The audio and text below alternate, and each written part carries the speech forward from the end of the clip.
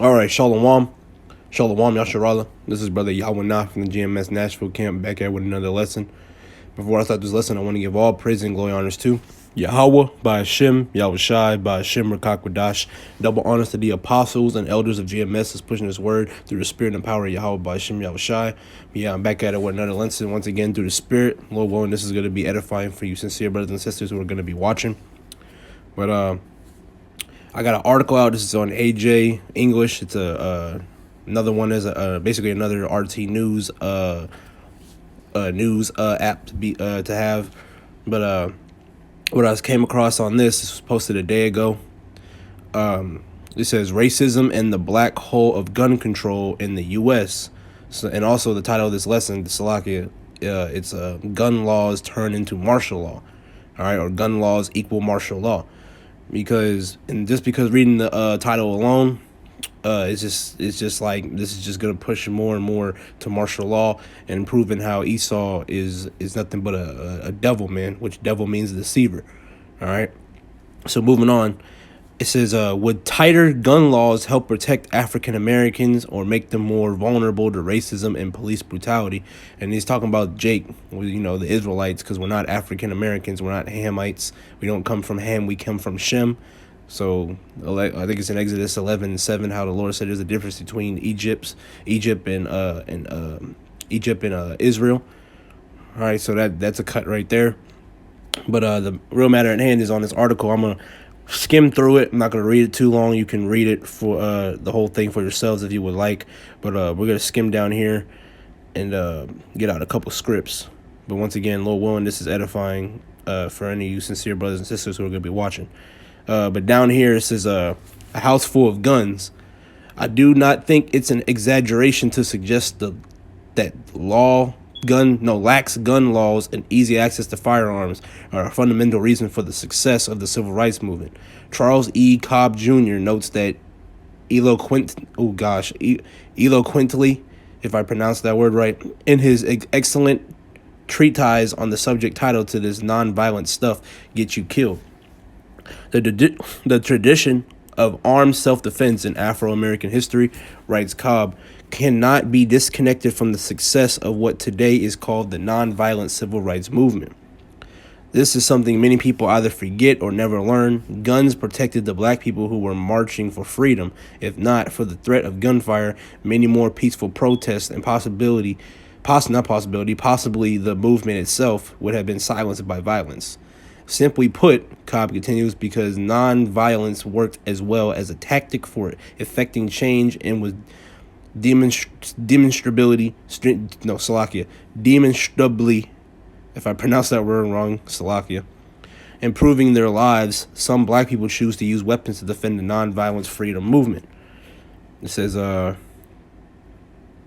think I wanted to jump. No, it was this. But you also, on top of that, before I move on, they always want to say black people this, black people that, Negroes this, Negroes always have guns, Negroes are violent, Negroes this, like that. But you think about when you ask yourself this, who brought the guns into America? Who brought the drugs into America?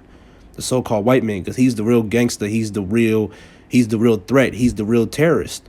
All right, because where do you think that Jake get their guns from? They get it from the so-called white man. All right. Because they're the ones that got all the guns, all the drugs, all the arson, got all this and that.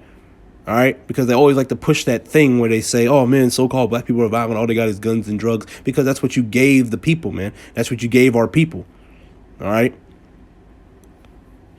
But moving on. The tradition of armed self-defense in Afro-American history cannot be disconnected from the success of what today is called the nonviolent civil rights movement.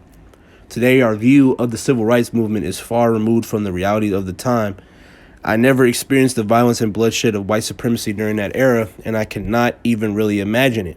Even modern media represents of the civil rights movement and makes it seem through success was all but inevitably, hardly a deadly and dangerous situation at all. As Julian Bond quipped, Rosa sat down, Martin stood up, and the white kids came down and saved the day. See, now that's just...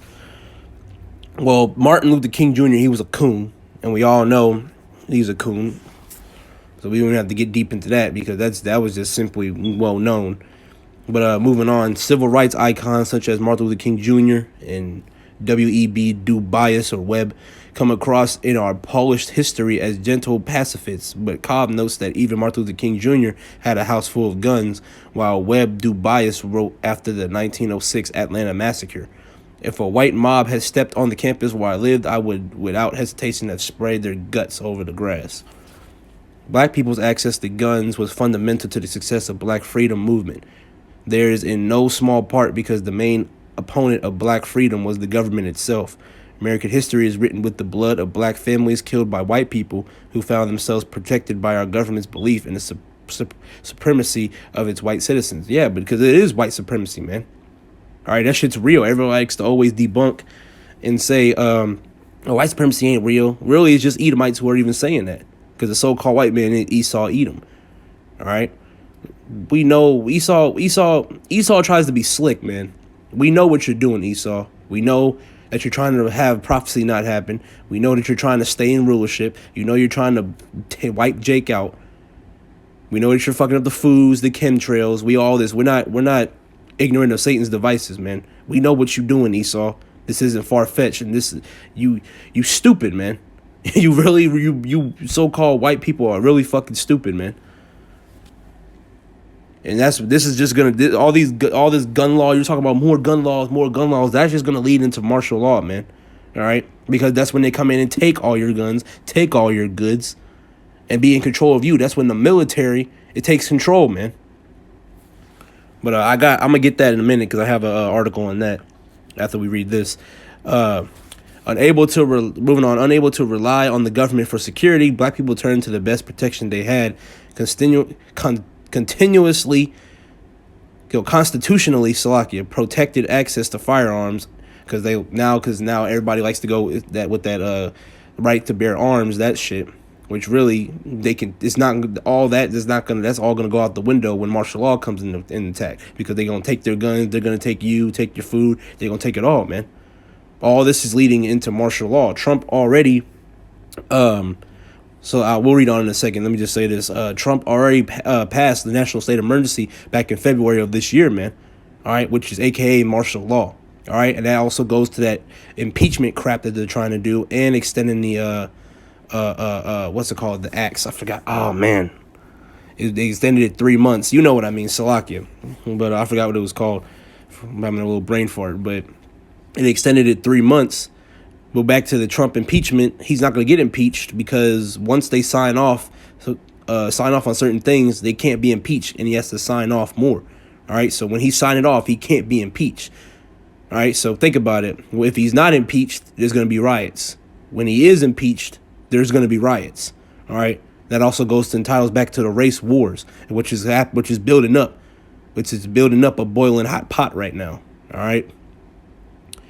So get ready for big things, man. And us brothers out here pushing this truth on the highways and byways, hey, we're excited, man, because we're about to get up out of here. All this is part of prophecy. All right. We're moving on. In their practice of cop watching, the Black Panthers used open gun policies to protect innocent Black people from victimization by the authorities. This was so threatening to the white establishment that it resulted in the Mulford Act, a law repealing the public's right to carry a loaded weapon in public. In fact, some of the first laws restricting gun rights in the U.S. were specifically designed to limit Black people's access to firearms. So do we really want more restricted gun laws in a society where the government has a history of being the largest threat to some people's freedom? Hey, hey, man. Moving on. Do we want that government removing these people's rights to protect themselves? Hey, this is what they're doing, man. All right, because the military, martial law, man, the military is going to be over you people's freedom. You people are not free, man. You don't have freedom. Because all hell breaks loose, Esau's finna run in your ass, man. All that freedom to bear arms, all freedom of speech, all that is about to be thrown out the window, man. It don't matter.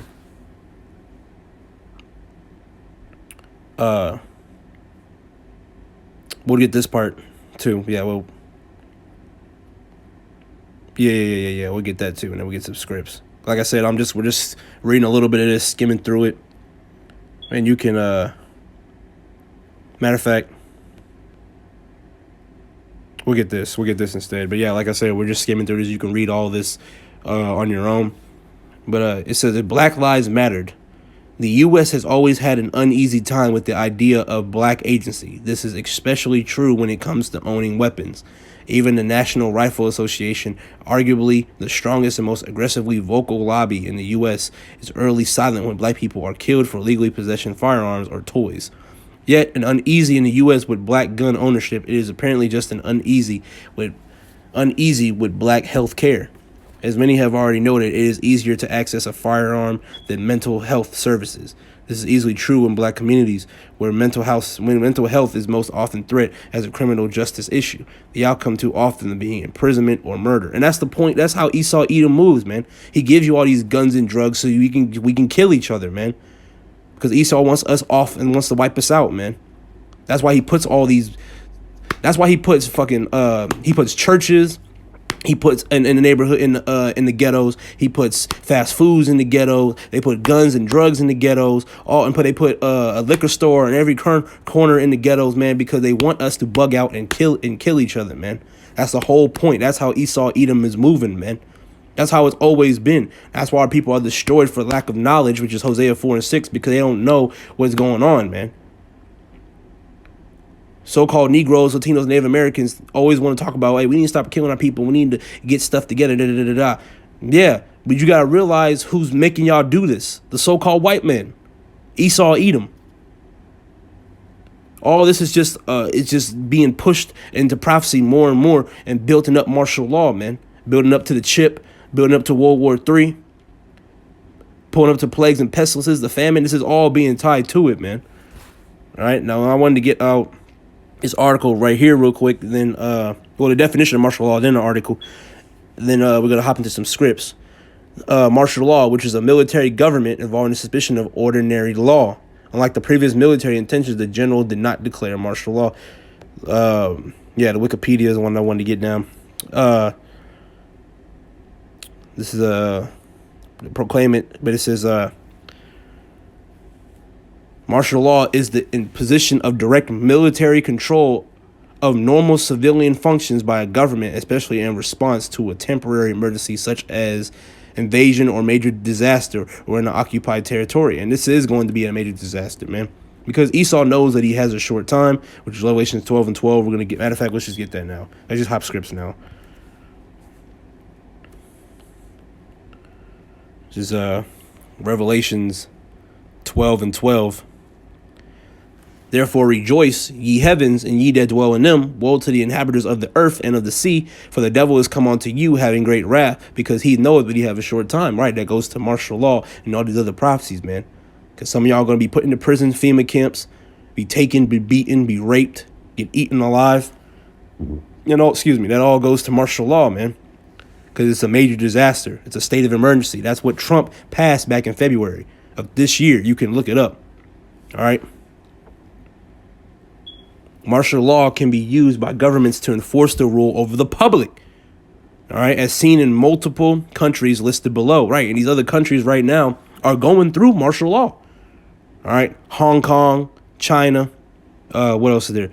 In South America, Spain. All that's going right now, and it's all going to be tied to into America, which is Babylon the Great, way worse than what's going on now. Because it's going to be puppies. It's going to be the other countries are going to be puppies compared to what's going to happen to America. All right.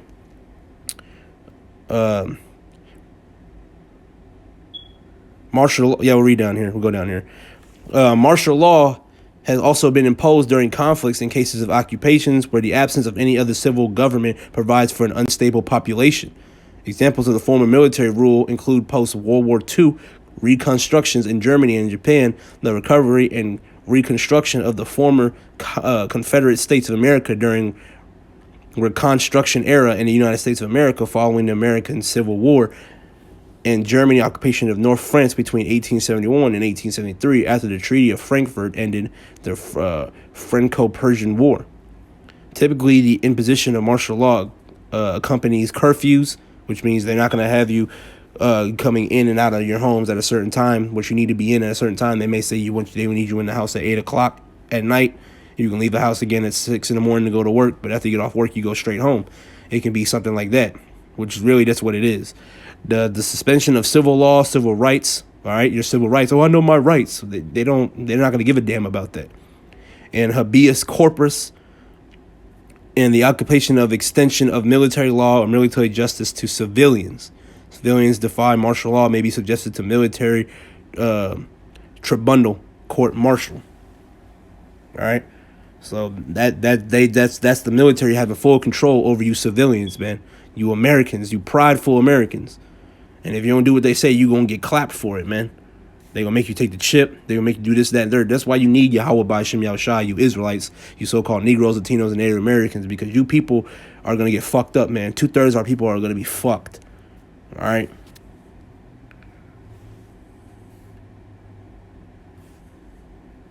Let me get where you at? Let me get Ezekiel 38. We'll start at the 10th verse. We're gonna read down to 15. No. We're gonna read 10 to 12, and then we're gonna hop down to 14 and 15.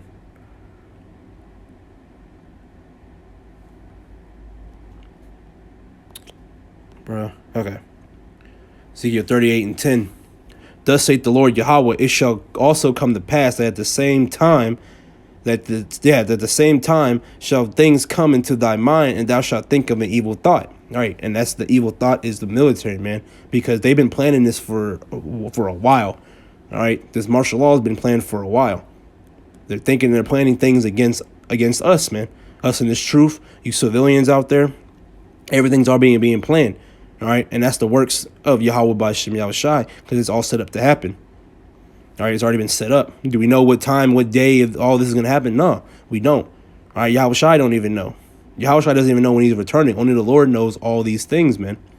But we're getting very close because we're going through the spirit and the vibration of how it's being moved, and it's coming. It's around the corner. Hell, it can happen right now. It could break out tomorrow, next month. It can happen because this vibration is getting very hectic, man. All right, the Lord's we are about to see the Lord's wrath, man. You people better get right with Yahweh by Shem Yahushai, or you're fucked, man. All right. Verse 11. And thou shalt say, I will go up to the land of the unwalled villages, which the unwalled villages is America, because America has unwalled villages. I will go to them that they are at rest, that dwell safely, and all of them dwelling without walls, and have neither bars nor gates. All right, because they think that you think that you're safe, man, but you're not. All right. Verse 12. To take a spoil and to take a prey, to turn thine hand upon the desolate places that are now inhabited, and upon the people that are gathered out of the nations, which have gotten cattle and goods that dwell in the midst of the land. So we'll hop down to 14. Oh yeah, we're gonna get 16 too. But yeah, verse 14. Therefore, son of man, prophesy, say unto God, thus saith the Lord Yahweh, in that day when my people of Israel dwelt safely, shalt thou not know it? Right, and you should know this. All right, we know this. We know the secrets. The Lord gave us the secrets. Amos 3 and 7. All right, the Lord will simply do nothing but release the secrets onto the prophet. Simply paraphrasing. All right. So you people are not going to know this. You 2/3 are not going to know when all hell breaks loose. Y'all going to be confused, scared, freaked out, and you're going to be wanting to kill yourselves, man, because y'all don't know what the hell is going on. Y'all are too busy stuck in la la land thinking that everything's all good because you're doing your 9 to 5. You're getting your 40+ hours. The bills are paid, and you get to hang out with your wife and your kids and your dog. There's way more things to worry about than stuff like that, man. And we're not saying you can't spend time with your family and whatnot, but there's bigger and important things to worry about than a 9 to 5, man. I'm telling you. All right, the Lord is sending his son, which is our Savior, Yahweh Shai. He's coming back, and y'all worrying about football. That's ridiculous, man. Verse 15. And thou shalt come from thy place out of the north parts, thou and many people with thee, all of them riding upon horses, a great company and a mighty army. And that's talking about them. It's talking about them foreign troops. All right, And when it speaks on their horses, you're talking about their military vehicles. You know, their big military vehicles. That's what it's talking about. In verse 16. And thou shalt come up against my people of Israel as a cloud to cover the land. It shall be in the latter days, and I will bring thee against my land, that the heathen may know me, when I shall be sanctified in thee, O Gog, before their eyes. That's right. And we get one last script again. This is 2nd Ezra 16. We're gonna read to Second Ezra. We're gonna read 72, verse 70 to 72. 2nd Ezra 16 and 70, read down to 72. For there shall be in every place and in the next cities a great insurrection upon thee that fear the Lord. They shall be like madmen, sparing none, but still spoiling and destroying those that fear the Lord. For they shall waste and take away their goods and cast them out of their houses. Right, those are the military troops. All right, even the foreign troops. They'll be coming at you, knocking on your door, not knocking on your door, breaking down your door, getting in 2, 3, 4, 5 in the morning, and taking your guns and taking your goods and even taking you to these FEMA camps, man. And even to kill you and rape you. All right? This is part of prophecy, thus say the scriptures, man. All right? This is not a game out here, bro. They're even going to come after us, man. Us especially. All right? Because we on tops of a lot of hit lists and stuff, man. That also goes to us being tried as a gold in the fire, which is the 73rd verse. And let's get that. 2nd Ezra 16 and 73.